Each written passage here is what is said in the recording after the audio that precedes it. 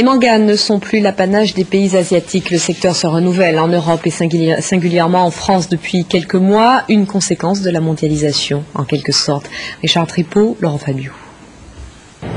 Il s'appelle Felipe Silva. D'origine portugaise, il est né et vit en banlieue parisienne. Et comme beaucoup de sa génération, sa jeunesse a été bercée par...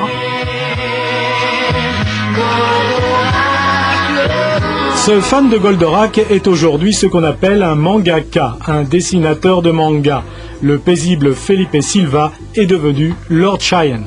Cheyenne, c'est un nom d'un personnage dans un manga qui parle de réincarnation, d'extraterrestres qui nous observent depuis la Lune. Enfin bon, c'est...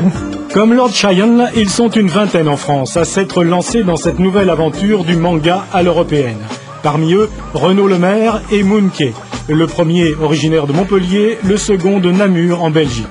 Eux aussi reconnaissent qu'ils ont été nourris à la sauce Goldorak, et si leurs dessins sont manifestement d'inspiration japonaise, leurs histoires, elles, sont ancrées dans la culture occidentale. C'est pour ça que mes personnages s'appellent Terrence et pas Akira, et que ça se passe à Montpellier et pas au Japon. Je pense que c'est important de raconter quelque chose de différent, avec sa vision d'auteur, plutôt que de recopier les Japonais. L'idée de raconter la vie de quelqu'un dans un monde vraiment réaliste où on reconnaît les quartiers de la ville, tout ça, ça c'est vraiment comme eux font ça avec Tokyo, je le fais avec donc Max à Bruxelles. Surfant sur la vague, le magazine Shogun cherche et publie aujourd'hui des mangas issus de tous les pays d'Europe. Là aussi, la mondialisation est en marche. C'est un peu comme le rap qui sort de ses origines pour être utilisé et réadapté par tous. Le manga, c'est la même chose. Aujourd'hui, c'est un média de BD qui a son format, qui a ses codes graphiques, ses codes narratifs précis,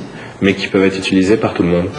Prochaine étape, les mangas français en jeux vidéo, sans doute dès l'année prochaine. Décidément, Goldorak peut être fier.